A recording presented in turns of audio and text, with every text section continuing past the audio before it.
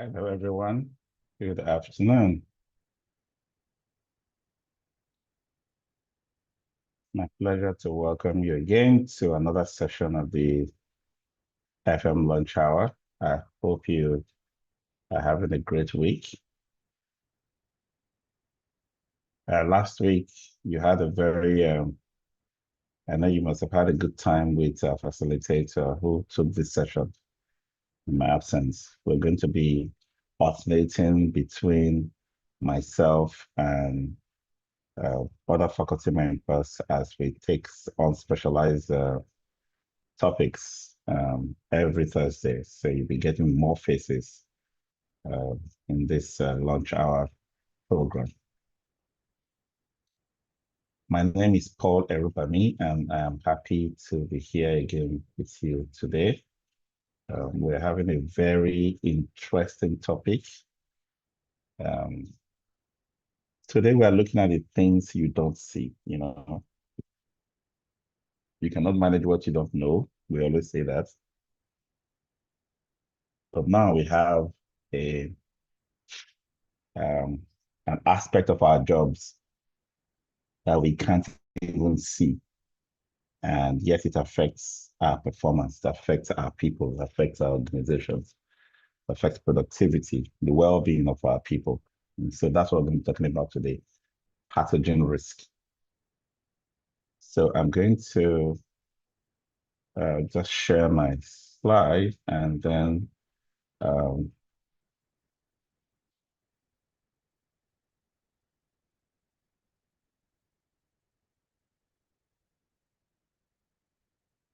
yes, there you go. Please confirm you see my screen. Yes, it's clear. Awesome. Managing the same pathogen risk and building compliance, a holistic review of water, air, and surface hygiene in facility management. I know that many of you would have started seeing a countdown to FMMC 25, which starts on August 11th. I would like us to um, remember that we still have 10% promo bonanza ongoing. We've opened that up since we started recruiting for this batch of the FMMC. And that 10% is the offer we have on the table for this and future batches of the FM Mastercraft diploma. So it's applicable only on full payment. Well, of course, we have the part payment options, which you can also take advantage of. Pay half, subclass, spread the balance through 3 months. That's available. Or pay half now, pay the balance in 1 month time. Okay, so we have those offers for you for the virtual class. The physical class will run only on full payment of the costs of running the class because of the implications, the economic implications and impacts of being able to run that class now. Okay, so that's what we have on offer. I want to also invite you, those of you who come here regularly to participate in these sessions, haven't seen the value of being here with us, to also like, share, subscribe to our contents across all our social media platforms. Visit our website regularly, Max-Migold.com for valuable, rich content. Go to our YouTube channel, and there you will find hundreds and hundreds of high quality training content, similar to what you're having in this session today. Okay. Join our platforms. We have an open Telegram platform, Max-Migold Business and Facility Management training, where you can engage with us, engage with a vast network of, almost 1,000 people in that platform. We also have the WhatsApp Max-Migold training platform. The links will be on the chats in all our platforms, and we publish these links regularly to invite you to join us there. There you will find not only training opportunities and discounts, industry news, things that are related to career advancement in the built environment. You network with other fellow professionals in that platform. You will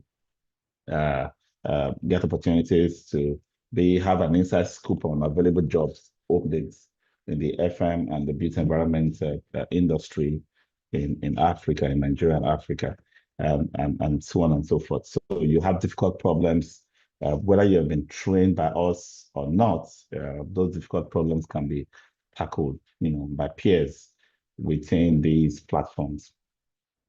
And if you do take our training, you're not just coming in for a training, you're coming in for a lifetime transformation experience. You're coming in to have a course with colleagues in the industry. You're going to cross-fertilize ideas. You're going to engage with facilitators who are doing this on a day-to-day in their work in the industry. So it's real life practical experiences I'll be sharing with you. You're going to be earning a certificate that is highly global, the FMS craft diploma certificates provides credential that comes with designation. You become an FMD and you hold the FMD designation, which is a lifetime designation once you earn it, and establishes you as one who has, fully grounded yourself in facility management knowledge, experience, and practice in Nigeria. Okay, there we also expose you to participation in professional associations like the Association of Facility Management Practitioners Nigeria, AFMPN.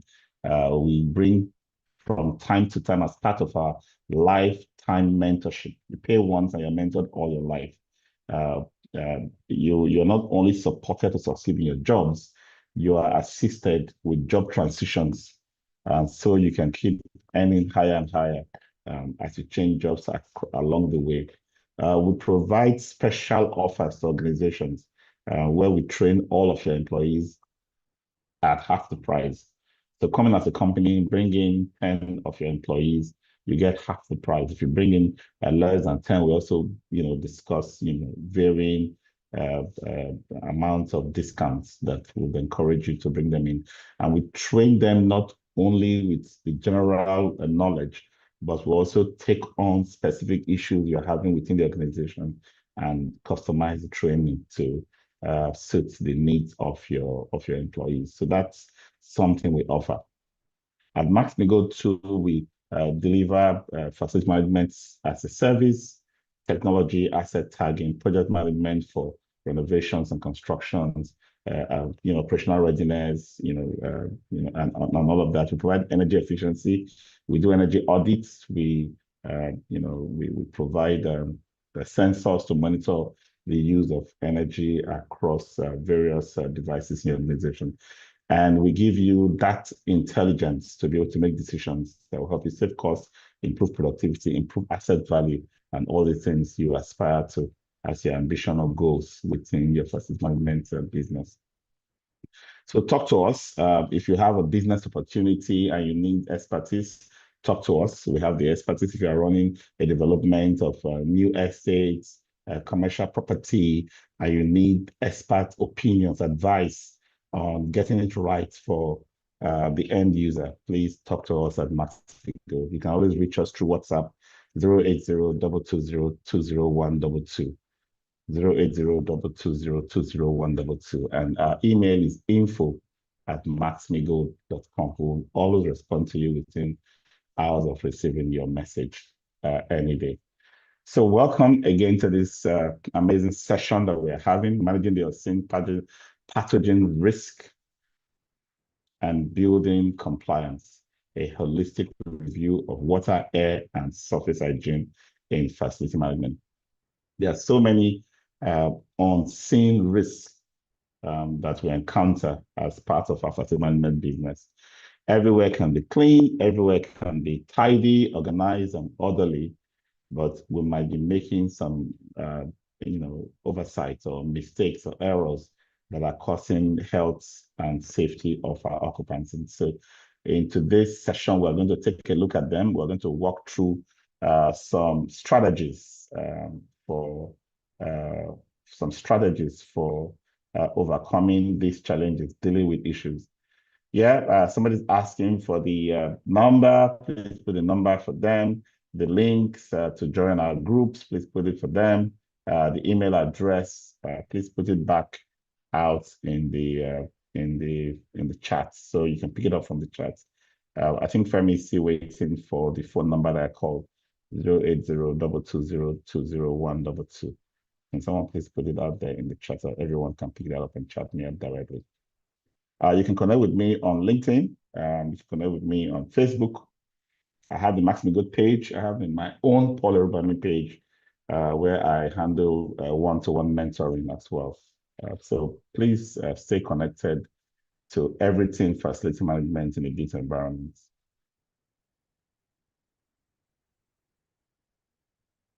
Okay.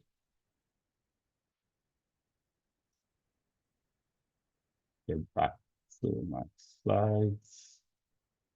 This is where it was. All right. So today, we're going to be looking at understanding pathogen risks in building. We're going to look at water systems, Legionella control. So these are particular bacteria that thrives in moist, humid environments. And then we're going to look at airborne pathogens, how air conditioning, heating, ventilation, air conditioning systems can, bear some of these airborne pathogens. We'll be looking at surface contamination, cleaning protocols that can help you ensure that the space is not just clean, but it is not infected. There's no cross-contamination that happens from a space that is physically clean. We're looking at mold and fungal growth, humidity, moisture, damp are things we encounter in most of our buildings, especially in coastal regions in the country. And we don't know how bad mold and fungal growth in damp areas are causing negative health impacts to occupants' safety. So we'll talk about those, and then how to deal with them, preventive maintenance and monitoring, technologies that can help us, catch these things, and then documentation, training, and emergency response.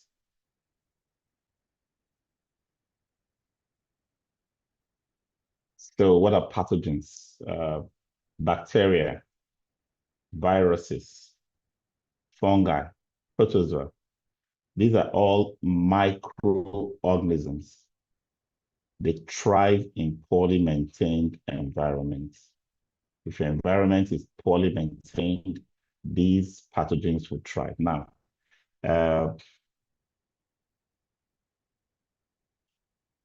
let me put this in context. If you still think it's normal for things like rats and lizards and some reptiles to live with you in the same rooms, in the same space, or cockroaches, or lice, or bed bugs. These are the ones you can see, and you think there's really nothing you can do about them. This is your normal life. I think you should log out of this training because this is not for you. If you've not been able to deal with obvious health risk from such, visitors who shouldn't be coexisting with you from the animal kingdom, then there would be no sense in teaching you about the ones you are not seeing. This is an elevated level of awareness for people who have been able to sort out the basics, taking care of lice, bedbugs, cockroaches, ants, rats, and the likes, right? So if you have been able to deal with those ones, and then from all that your eyes can see, everything is normal, right? That's when you begin to talk about the things that your eyes cannot see, the microorganisms, because everything in bacteria, viruses, fungi, protozoa, and all of these organisms, they are micro, which means you need a microscope to actually see them, but they are always around us. Now, what are we trying to do here? We're trying to get to the point where we become first aware and conscious of their presence, and then take steps to ensure that they don't thrive and begin to and become a source of attack on our building users. Because once they do thrive, they can lead to a one-to-one infection, which can be further propagated from the person who was first infected to others, and then to a stage where it becomes a problem to more people because it's spread among themselves. It could also result in situations where people become adapted to receiving such continuous barrage of attacks from these microorganisms. They become adapted and used to it, and they are no longer seeing immediate repercussions. They begin to have build up of impacts that come to play over time. We need to be conscious of this because we're talking about, take an example of mold, for example, and fungi. They just see it as something that, oh, well, it's part of us. You see those gray, whitish dust on clothes in wet areas, and you just get it clots and wipe it off, you dust it off, and then you put it on and you continue as if it's okay. And then you smell it. Some of us are very sensitive. We smell these, fungi, bacteria in the air, and we just say, it's okay, it's a normal thing, we're living here. You need to be conscious of the fact that they are not your friends. They're not coming to coexist with you and leave you alone. They're going to cause all kinds of, health issues that are going to affect your well-being, going to affect your productivity, and ultimately the kind of results you achieve for your organization. So let's talk about the common routes of transmission: water, air circulation, and contaminated surfaces. It's either you're touching something, or you're inhaling something, or something is touching you in the skin, or you're drinking it. There's all kinds of routes by which these microorganisms come into our system. As facility managers, you are responsible for the well-being of your building users. So at the level at which we are talking is the level at which an FM has realized that he is ultimately responsible for people's well-being and is going, to higher extent, after solving the basic mundane things to ensure that pathogens, microorganisms don't become what undoes your contribution to the organization. Think about high-risk areas like HVAC, air conditioning system, plumbing systems, restrooms, kitchens, and communal spaces. Once I had a friend come in from Canada, we came here to run a training together. I put him in arguably one of the best hotels in Lagos. And the next morning he comes in looking really, really, unwell. I'm like, what happened? Why are you looking this way? He said, I wasn't feeling well at all. I was attacked by mold in that room. So I made every effort to make sure he doesn't go back into that room, get into another room. And then, basically just helped the hotel to see, the place looked dry, it looks fine and everything. Interestingly, the mold was coming out of little water that was held in the AC drain between the split indoor units of the split units, right? So there was just this stagnant water, and that's where the mold grew. And this can be, from things that we can observe, moisture in the walls, wood being contacted by moisture seepage, both from rain and from groundwater, poor foundation. But in this case, it was a mechanical device, an air conditioning system that held just a little water in there, stagnant enough for mold to grow in it. And as soon as the AC was turned on, that mold was distributed. And everybody in that room, if you're not sensitive enough, you probably don't know what you're going through, and can make somebody sick already. Now, Don't see that side of the story that says, "Oh, we are used to it, therefore it doesn't affect us." It does affect you. It does affect everybody. It probably won't give you the kind of symptoms that a white man got, but it definitely is not good for your system, and it builds up into something worse. So when you come down with something worse or break down into some cancerous situation in the future, don't think that it suddenly happens. There's a build-up that happens throughout that period where you thought it doesn't affect us. We are okay. We are immune to such things. Nope. And then think about populations who are uh, uh, immunocompromised, people who don't have very good immunity, very strong immunity within their system. Once these things begin to reach them, it creates all kinds of illnesses. So we need to think about a holistic approach to just prevent it. Prevent it. It's prevention. Prevention is better than cure. Cannot be, it's way more correct in this instance than in many other things that we have discussed in this series. So airborne influenza, tuberculosis, COVID, are just a few of the things that can come out of one person, be captured in the air conditioning system and spread. We should be very conscious of those. So filters should be cleaned regularly, or ventilation.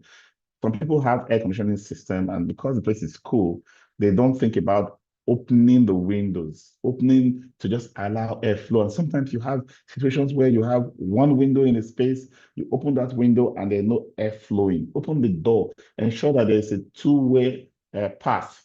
There's a direct path for that air that you are bringing in to go out of that room. That's what moves away most of the microorganisms that are stagnant in the air.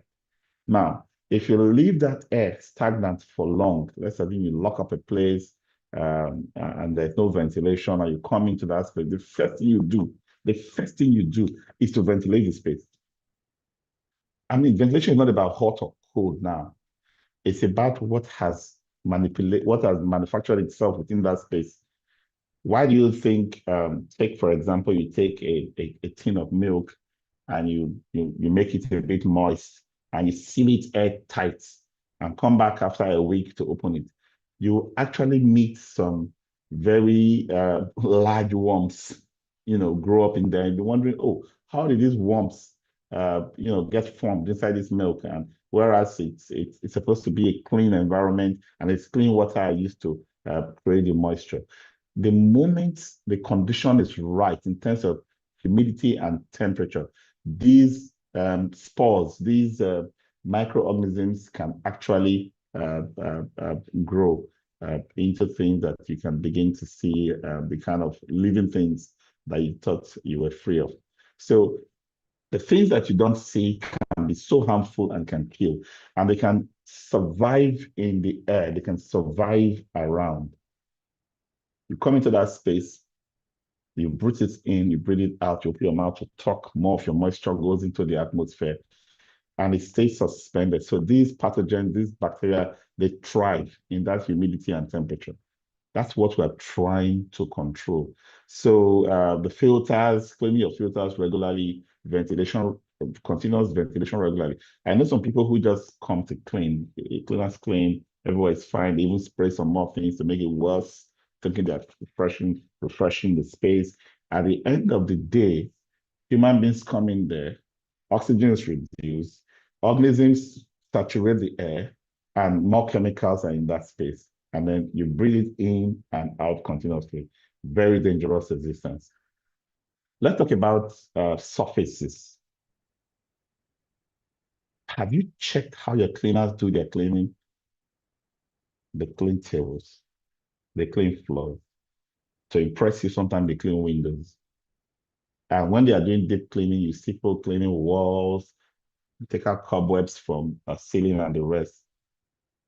But the most obvious places where germs from one person can pass on to several people are often overlooked. Doorknobs, elevator buttons, your handsets, your well, handsets is a bit ridiculous because it's one on one. I'm the one who has my germs in my handset. But if I have a device, a desktop phone that I pick up to call and somebody else picks up to call continuously, that is where contamination takes place. But let's not take it for granted that even if I'm the one using it alone, because I go to different places, I try different things, I can still bring germs back there, come and incubate on that surface, and it becomes dangerous to me. So continuous, and if you're cleaning all of your spaces and you don't want to use disinfectants, it's fine. I personally don't approve of disinfecting all spaces, but make sure that the spaces, the points where there are multiple contacts of different people is disinfected multiple times a day. Doorknobs, toilet flush handles. By the way, the toilet flush handle has more germs than the toilet seats. Surprising, but that's the reality. It has more germs than the toilet seat. And that's the last thing we touch when we are leaving, right? So you take it along, except you are the staff on two, don't go down, floor,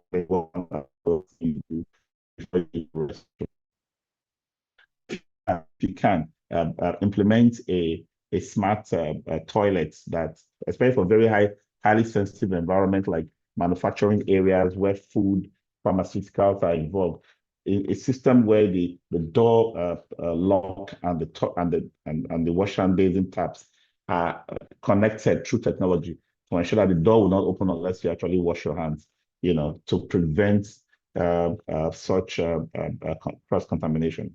Let's talk about mold and fungal growth. This is one of the worst things that can happen to your buildings.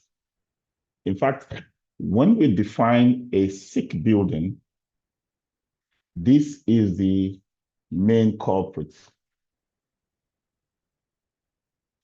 Damp areas, whether they are visible or they are not visible, are growth opportunities for mold and fungal. We have to be very, very careful. So where do we get the damp from? There are three main sources of dampness in our buildings. Or let's say four. One is rising damp that comes from foundation where the damp-proof membrane is not very well done. That's one, poor foundation. The second is poor roof. So when you have rain falling and seeping into wood members, ceiling, sometimes you don't even see it for a long time. The moisture in the cross space above you can create a lot of mold just waiting for any kind of opening to flow down.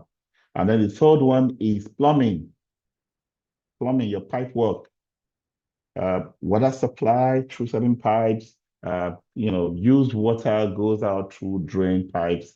And we expect that these are running so smoothly in our buildings that there's no secondary point. There are no points where it leaks out. But then there are so many poor construction, poor maintenance that leads to joints and points where the pipe opens up in a break or loose joints and water begins to seep into walls. Sometimes you see the drip, drip, drip. Sometimes it's behind the wall forever. You can't even imagine what's happening there. Some bathtubs, under those bathtubs, you can't even, if your bathtub is removed and you see what's happened under there, you realize that you've been living in a farm of bacteria for ages, right? And these things fill up. The fourth way that damp can come into places is generally living poorly, where you have soaked buckets of clothes, dishes in the sink that are not washed, just behaviors that leave stagnant water around the house, that you live in. These things can thrive, can help, bacteria and fungi to grow. We should be very careful of them because we really can't predict the particular species that we are breeding. We don't know where the sources of their eggs are going to come from. Our job is to make sure our environment does not allow them to even grow. let alone being treated. People get treated for all kinds of illnesses. You can't really put your finger on where it came from. It can come from your building, and that's scary for facility managers. If people start becoming sick, generally, we know it's obviously the building. But sometimes, because we're all different, some people are more susceptible to certain types of infirmity from these mold bacteria sources than others. You may not suspect the building because, after all, it's just like saying we all ate the same thing. Why is it that some people are sick and some are not sick? It's possible that that food we all ate is poison, but some people have, other ways that we're able to manage. Probably just went to the toilet once or twice and they feel good, while others picked up a fever. Different bacteria have different impact on different people, depending on your immunity level, your genetic makeup, the experiences you've had, previous exposures, immunization you've had, and so on and so forth, right? We don't want our people to have any kind of health negative health impact because we are careless. Okay, so moisture control, leak repair, dehumidification. People have not really explored this aspect very well. A common dehumidifier we have is the air conditioner, the split or window air conditioner, or any kind of air conditioner that processes the air that we have inside. It cools the air down by passing it through some cold fins that comes from the compressor that has compressed this gas to make it cold enough, right? During that process of the warm, humid air passing through it to get cooled and be thrown back into the space, the warm, humid particles of moisture are cooled. And once they are cooled, they become heavier, they become more liquid than in gaseous state. So they're no longer as mist, and they can now drop right inside that condensing unit or evaporating unit within the air conditioning system and be collected in a track and then piped out through some kind of drain out of the facility. We need to inspect our crawl spaces, inspect under those bathtubs regularly, inspect our ceiling spaces. That you've not seen stain on your ceiling does not mean that it's not likely that you have leaks that the wood is absorbing in there. Inspect it and catch it on time. Inspect under sinks, inspect bathrooms, under your toilets. Inspect just about every areas where some of these stagnant water can stay. And please, when you do an inspection and you see certain bad habits that are harmful, like people soaking stuff for weeks, in a bathroom or a tap, drip, drip, drip, drip like that for a long time and nobody wants to do anything about it, speak out so that this can be fixed. Because when it goes south, when it goes bad, everybody gets to hear that the facility is not safe, it's not good. Okay. So one common bacteria that we should all be careful of is the Legionella. It's something that you get infected by inhaling it into your body. And these can come from water sources, water tanks that are infected, water heaters that are infected, any kind of water sources, even a pipe, a bus pipe that is spraying water in the air. If that water has Legionella bacteria in it, you inhale it, it can cause all kinds of illnesses. We should be conscious of this particular one.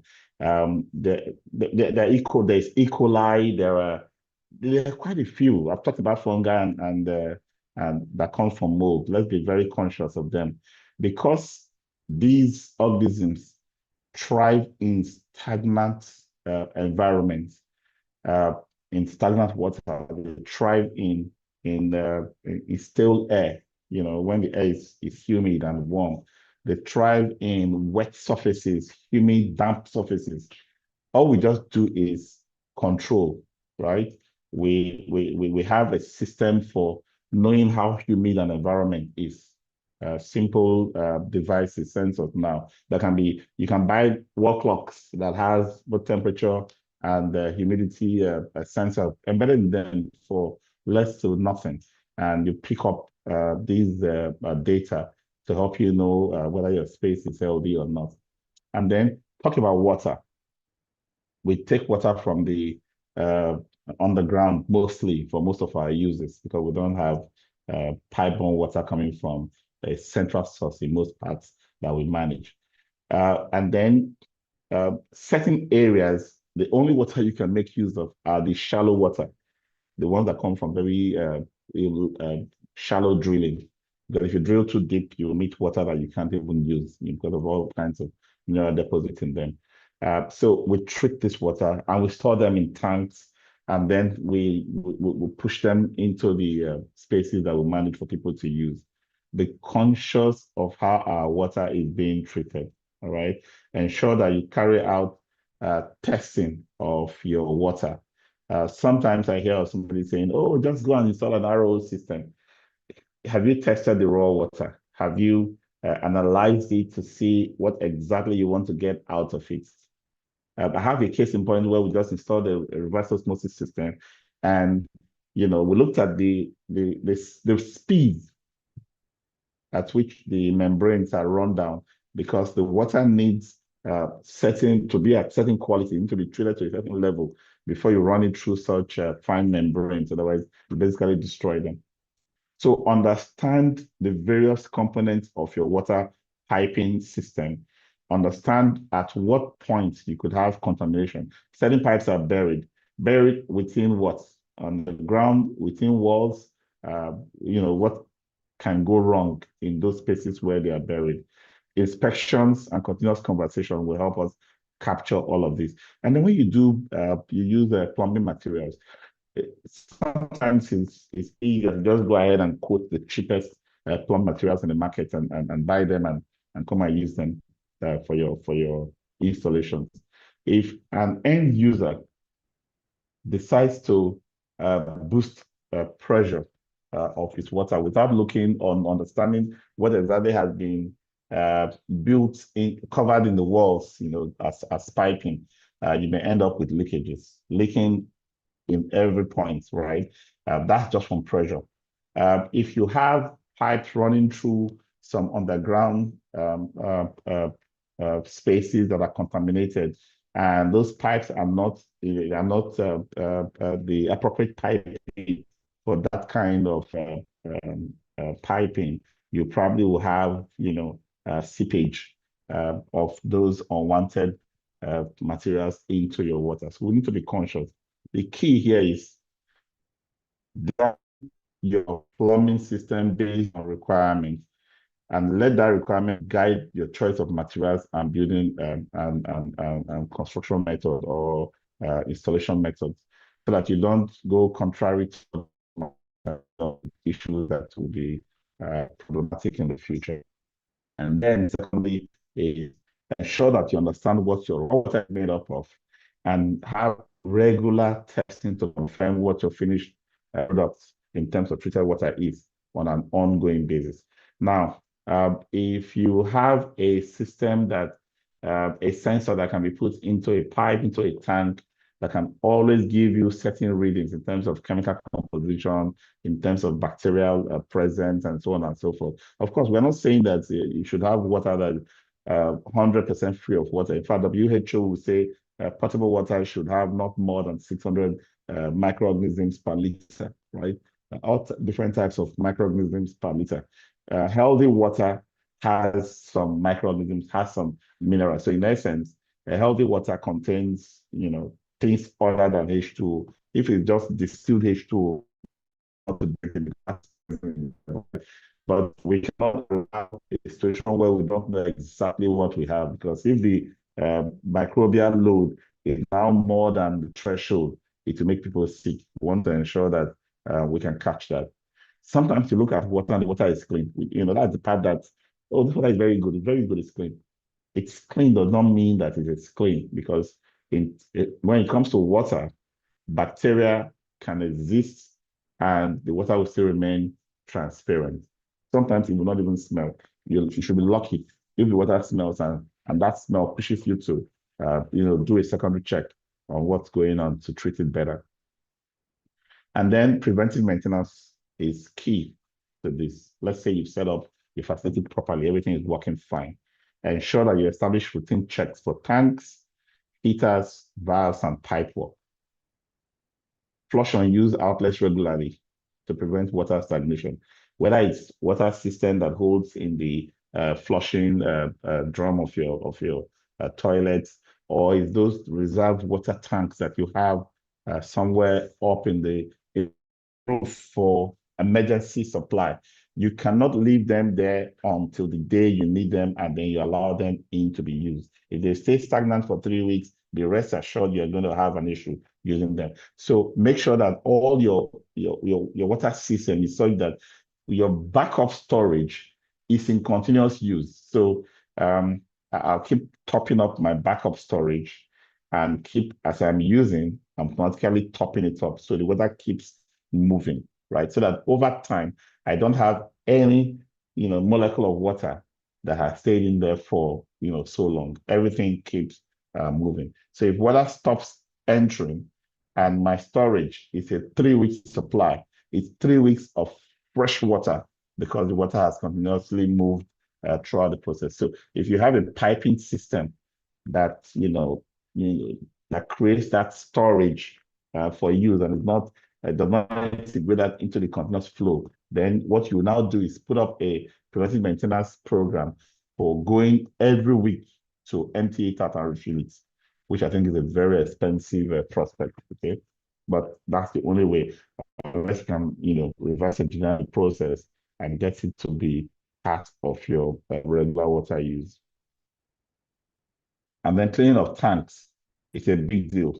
Don't let it be a case of anytime you feel like you wash your tanks or when you see that water start getting dirty, you wash. Let it be routinely scheduled, to ensure that water tanks are washed, regularly. And then, when we use pipes, use material to store and run water, we should ensure that they are, corrosion resistant. We've talked about the stagnation. We want to ensure that there are no rusting materials. Sometimes you use a good material, but then the joints are made of a material that is corrosive. That one joint becomes a problem for the entire line. Okay. And then ensure that you have design that allows you to inspect. I like the way, architects and engineers build. They like to, bury everything away and keep everything tidy and all that. But I need as a facility manager to be able to see when you have a joint, for example, on the piping. I don't want that joint buried.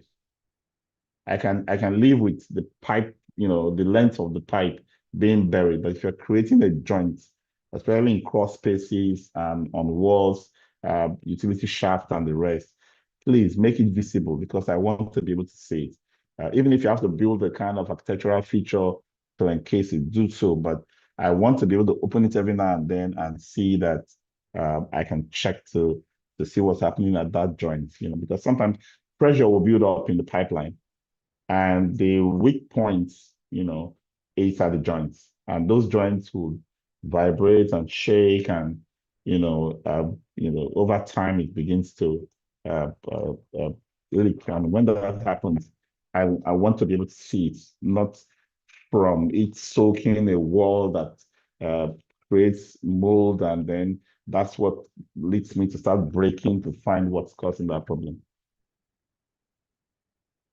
And then there are so many installations from piping to pumps to different components of our plumbing system that we have often overlooked their life cycle or remaining useful life. We didn't set up their useful life data. So because it's still working, we just leave them running forever. That's what happened to many of the metal pipes, not the copper ones, the iron galvanized pipes that used to be the trend, several years ago. Those pipes were effective; they were good. I mean, they prevented leaks. They were able to hold high pressure, but they had a useful life. They had a time when they needed to be replaced. So, stopping short of advocating going back to metal or iron pipes, I would say if you have them, don't wait until they start giving you problems before you remove them and replace them. And this is what we're advocating for all beings. Know when their lives are ending and know what actions to take. Then ensure that as you do inspections and you do these replacements and you do these repairs and maintenance, ensure that you are keeping records. Okay, logs of your inspections, testing, and maintenance activities. Okay, this data is very important. If something happens in your facility, an investigator is going to ask, when was this done? When was that done? What was done? Who did it? Where are the records? All that good work you have been doing, all that, oh, we are very good, we are the best in the industry and blah, blah, blah. We just turn to, straight to shreds because you don't have evidence that you have been doing it. So if you have a software record, there. If you don't have a software, use paper.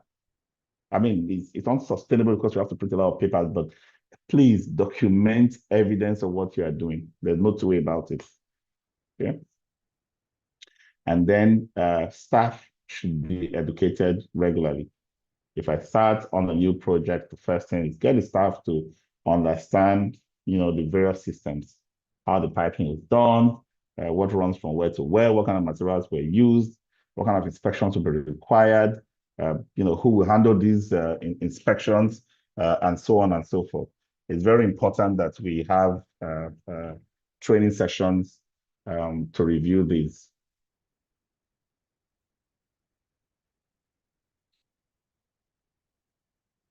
Okay, so what are some of the health impacts? Why are we even talking about this? Your occupants' health is your responsibility. It will be a big problem for you if they're unhealthy. Poor indoor hygiene can lead to sick building syndrome and building-related illnesses. Okay, so people get into a building, they become ill.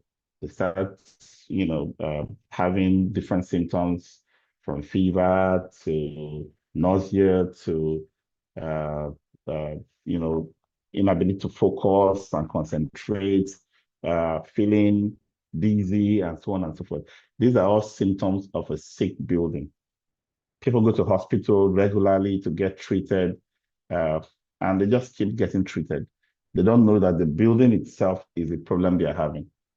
So whether it's fatigues, headaches, respiratory issues, skin irritations, don't just keep treating it because sometimes we keep dumping more chemicals that hurts our liver, hurts our lungs, the same environment, those symptoms in the first place. Long-term exposure can reduce productivity and increase absenteeism. And vulnerable groups require additional protection and monitoring. Old people, little children, people with low immune resistance. Healthy buildings enhances well-being, morale, and organizational performance. And this is what we want for our organization. Okay. So we as facility managers should work towards being able to carry out inspections, risk management that identifies the high-risk areas, opportunities for improvement and required changes, and ensure that our preventive maintenance and monitoring is on point. Scheduled inspections of tanks, heaters, valves, pipe work will prevent failures. Flushing unused outlets reduces stagnation and microbial growth. Biocide dosing and temperature checks ensure water safety. Air filters and HVAC components must be cleaned and replaced regularly. A maintenance log will be kept to track performance and identify trends on an ongoing basis. Talking about the surface contamination, I think with COVID, a lot of products flooded the market, that helped to prevent touching. So if I cannot guarantee that the flush handles are being cleaned regularly, that the doors handles are being cleaned regularly, areas where cross contamination can easily happen, why don't I just go and get sensor driven solutions where I can wave at the toilet and the toilet flushes, and wave at the door, just show up and the door sees me and opens, and so on and so forth. So there are automatic approaches to getting things done. And then for me to have, some kind of knowledge of what is going on in my facility, I can use, smart technologies, right? There are cameras that I can install in the office that can give me the temperature of people, right? Somebody's coming in, similar to what we used to do, the little guns we put on our forehead to check whether the temperature is too high. You have a fever, you can come in during COVID environment. You can have that automated around our facility. So as people come in and go, we just know, what temperature their bodies are at, such that if somebody is vigilant enough, you can pick out someone who has a fever, isolate that person immediately. And, if that person's case is worse tomorrow, it didn't get to the point where everybody had picked it up. Okay. So these are some of the things that we can build into our solutions. Automated handles, sensors that pick up information on a regular basis to be monitored so that we can know exactly what's happening within our facility. And then we talked about documentation, training, and emergency response, ensure that there are records of everything we do, from the tests to the inspections, corrective actions we take. Proper documentation, is key, not just to save our necks in case of an investigation, but as a duty of care that we are doing well with regards to caring for those we are providing facilities for.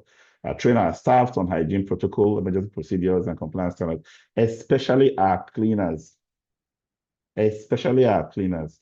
A cleaner that does not see the difference between a red zone versus a green zone in your facility because you did not implement color coding. We use the same napkin or a towel you use to wipe your toilets, to wipe your desktop, and wipe your kitchen top, and wipe your taps, and wipe virtually everything. As far as the cleaner is concerned, once you put it under a tap and do some squeezing and wringing, that towel is purified and can be used to even clean your cups and dishes that you eat from. So we need to be very careful that our staff are trained. It's not enough to see that something is clean. You need to go further to ensure that it's not just clean, but it is clean.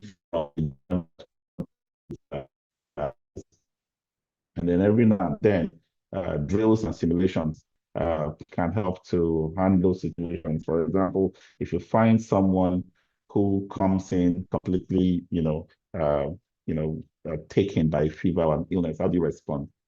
What kind of contacts will you make to isolate that person? What procedure is in place? This is difficult sometimes because you're only suspicious because of a temperature, right? It could be nothing, but there has to be a polite, procedure for handling such isolation to prevent cross-contamination. So the channels for communication and incident reporting to be in place, and then regularly review what the situation is with the team so that everybody understands where we are. If there's been an incident and people need to take cover, isolate for a while to see who has and who doesn't. Please, that communication protocol should be in place. This sounds like a whole lot, and sometimes might be for someone who is still dealing with collecting service charge, meeting up with basic maintenance activities. This may be a whole lot. So what I advise when you get some of these strategic advanced facility management lessons is don't push it aside. Use it as information that guides the way you do the basic things. And as you get better and get better, you begin to think about more strategic, because somehow you might live from an environment where you are not required to do any of this because you're battling fires at the shop floor, to an environment that is, world class already and everything seems to be working. And before long, you'll be seen as being redundant and useless if you don't know how to move them up to advanced level of care that we are talking about in a lesson like this. So I hope you can come back regularly to watch this video, take notes, and add ideas from here into the work that you do. As you do this, you become better at showing strategic value of facility management to organizations. Okay, so that's our lesson for today. I hope you had a good time, participating into this session. And I hope most earnestly that you can apply some of these things in your work as you advance and climb the ladder to more strategic and higher levels within the facility management industry. Okay, so if you do have questions, you can type them in now, raise your hand to ask if you want. If you're in any of our platforms, please, put the questions there. We'll always respond. We'll pick them up and have that conversation with you anytime.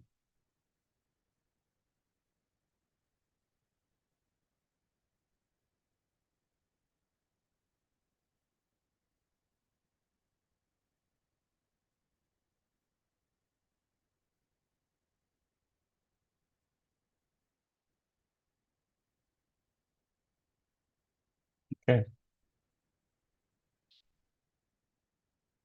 Well, let's here for you anytime you have questions. Put them up in the chats, in Telegram, and on WhatsApp or our YouTube page, and you'll have an answer. Okay. All right. Okay. So with that, I'll say bye-bye and have a good rest of the week as I look forward to seeing you again on Thursday next week for another episode of the FM Lunch Hour. Is somebody typing a question? Let's see. I still have a few minutes. I can take that.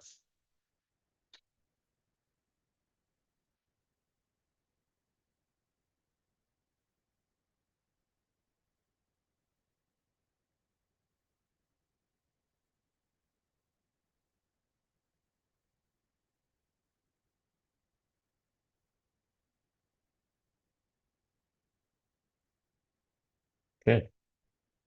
Bye then. Bye, everyone. See you next week.